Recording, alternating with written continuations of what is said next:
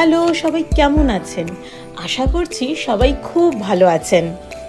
সৌমিত্রা's ডায়েরির আরেকটা পাতা থেকে প্রবাসের ইতিকাহিনীর গল্প নিয়ে আমি সৌমিত্রা চলে এসেছি আপনাদের সামনে।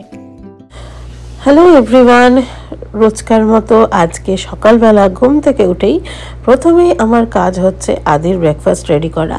তো আজকে আদিকে ব্রেকফাস্টে দিচ্ছি স্ক্রাম্বলড এগ, তার সাথে কলা। তবে স্ক্রাম্বলড এগটা আগে দিয়ে দিচ্ছি, কারণ কলা দিয়ে দিলে ও স্ক্রাম্বলড এগ আর খাবে না, কারণ কলাটা খেতে ও এতটাই পছন্দ করে, ওটা যদি আগে খেয়ে নেয় আর কিচ্ছু খেতে চাইবে না।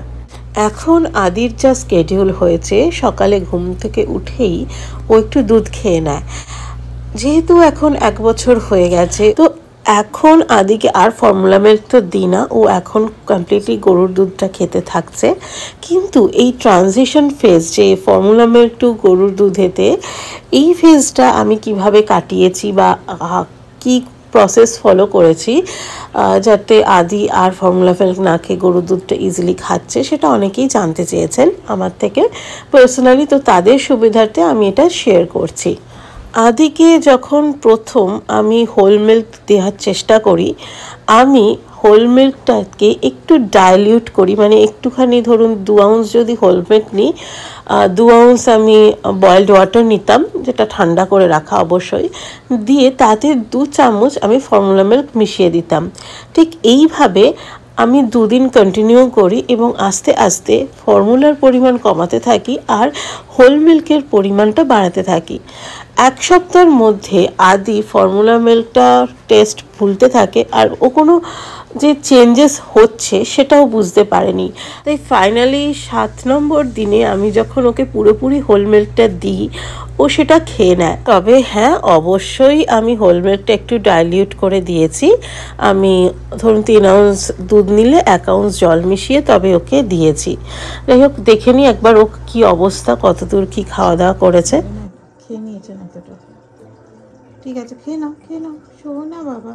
অ্যামাজন থেকে একটা খুব ইম্পর্টেন্ট জিনিস অর্ডার দিয়েছিলাম, সেটাও চলে এসেছিলো, ভাবলাম আপনাদের সাথে শেয়ার করি। এই স্ট্যান্ড ফ্যানের কভার।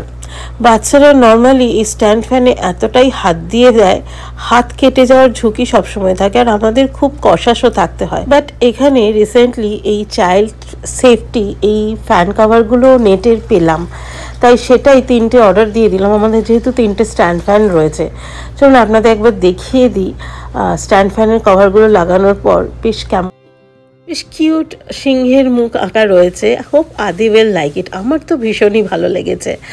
যাক, আদির জন্য এই একটা দিকে একটু চিন্তা কমলো। বিকেলবেলা মামনি বাপিকে নিয়ে একটা মন্দিরে যাব।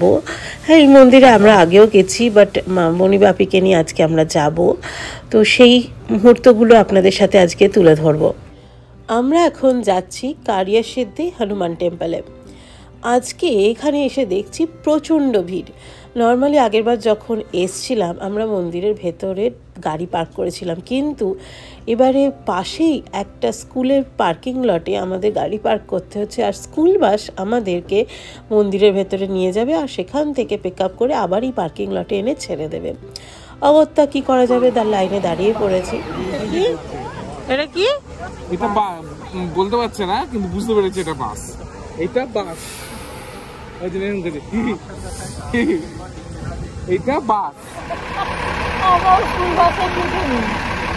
না, আমি অনেক বাসে চড়েছি, না স্কুল বাসে চড়িনি। স্কুল বাস আমি চড়তেও পারবো না। আজকে চেপে নিচ্ছি।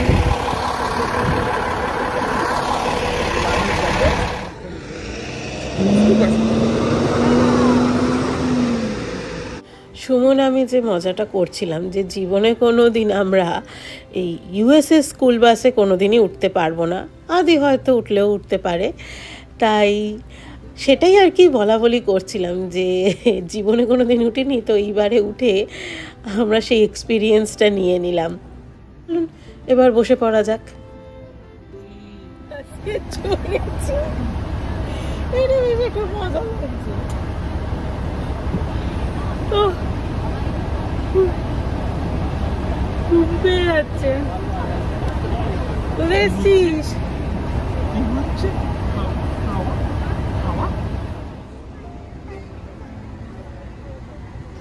মামনি বাপিরা ওইদিকে বসেছে আর আমরা এখানে আদিকে এই জানলার দিকে নিয়ে নিই। চলুন করে দিয়েছে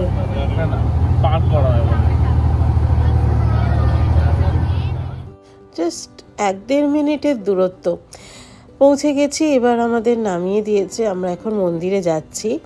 ঠিক পিছনের দিক দিয়ে এখানটা আমার মনে আছে, এই জায়গাটা আমরা আগের বার এসেছিলাম, তখন ডান্ডিয়া হয়েছিল এই জায়গাটা। এখানটা খুব সুন্দর খাবার জায়গাও রয়েছে। আজকের আকাশটা এত সুন্দর হয়ে রয়েছে, এই নীল আকাশ সাদা মেঘের ভেলা ভেসে বেড়াচ্ছে, তার সাথে মন্দিরের এই অপরূপ সৌন্দর্য, অপরূপ কারুকার্য সত্যি অভাবনীয়। ডেলাসের মাটিতে দাঁড়িয়ে এত সুন্দর একটা মন্দিরের দেখা পাবো সেটা আমরাও ভাবতে পারিনি। আগেরবার যখন এসেছিলাম তখন রং হচ্ছিল, এখনো বুঝলাম রঙের কাজ এখনো চলছে। তবে আজকের ভিড়টা যেন এখনো বেশি, কিন্তু কারণ বুঝলাম না। মন্দিরের ভেতরের এক সাইডে গিয়ে দেখলাম সেখানে জুতো রাখার ব্যবস্থা হয়েছে। গাড়ি সত্যি সত্যি মন্দিরে খুব কম রয়েছে, মানে পার্কিং লটে খুবই ভিআইপি ছাড়া আর কেউ পার্কিং লটে পার্ক করতে পারছে না। যাই হোক, আমরা এখন ভিতরে যাচ্ছি সবাই মিলে। এখানে জাস্ট জুতোটা রেখে মামনি বাপি আমরা ঢুকবো ভেতরে, আর সুমন একটু বাইরে থেকে মন্দিরটার ছবি তুলতে গেছে, কারণ এত সুন্দর নীল আকাশ এসছে, তার সাথে মন্দিরের ছবিটাও দুর্দান্ত আসছে, তাই ও আর নিজেকে দাঁড় করিয়ে রাখতে পারেনি। আমরা আস্তে আস্তে এগোচ্ছি, ও পিছনে আসছে। তো যা ভিড় হয়েছে, প্রথমে চিন্তা হচ্ছিল যে খুঁজে পাবে কিনা, তারপর ভাবলাম একই তো রাস্তা। তবে হ্যাঁ, মন্দিরের ভেতরে গিয়ে বেশি আমরা শ্যুট করতে পারিনি। মন্দিরের ভেতরে ক্যামেরা মোবাইল অ্যালাউ ছিল না, তাই দর্শন করে বেরিয়ে আসার সময় অবশ্যই আগেরবারের মতো আবার আমরা ভোগ নিয়ে নিলাম। আর এই যে দেখছেন মন্দিরের সেই বাইরের অংশটা এত সুন্দর কারুকার্য, যতবারই আসি মুগ্ধ হয়ে যাই। তো মামনিদের এই মন্দিরটা ঘুরে ভীষণই ভালো লেগেছে, আর আমাদেরও তাই। আমাদের এই নিয়ে সেকেন্ড টাইম আসা। আদির সাথে মামনি বাপি সবার সাথে একটা করে ছবি তুলে নিলাম। ইনি একজন কোলে উঠে এখন জল খাচ্ছেন, ছবিও তুলছেন। তো ওই আর কি, ব্যাস এই ছিল আজকের দিন। আর তার সাথে মামনি বাপিরও এই মন্দিরটা ঘুরিয়ে খুব ভালো লাগলো, কারণ তাদেরকে এখানে এনেছি, ছোট ছোট জিনিস এখানকার না দেখালে আর কি করতে পারলাম তাদের জন্য। এখানে দেখুন খাওয়া দাওয়ার ব্যবস্থা চলছে, বাট না, আমরা এখন খাওয়া দাওয়ার দিকে যাব না, কারণ দেরি হয়ে যাচ্ছে। বাড়ি গিয়ে আদিকে ডিনারও করাতে হবে, তাই আমরা লাইনে দাঁড়িয়ে পড়লাম যেখানে এসে বাস পাওয়া যাবে। এত ভিড় বলে চারদিকে রাস্তায় ঠিক ঠিক করছে পুলিশ। প্রায় আমরা যখন এসেছিলাম প্রথমে তো বুঝতে পারিনি, প্রায় 7-8টা পুলিশের গাড়ি রোড ব্লক করে রেখে দিয়েছিল। তারপর যখন দেখলাম যে আমাদের আর মন্দিরের ভেতরে ঢুকতেই দেবে না, তখনই রোড সাইন ফলো করে আমরা সেই পার্কিং লটে চলে এসেছিলাম। তাহলে চলুন আজকের জন্য ব্লগটা এখানেই শেষ করছি।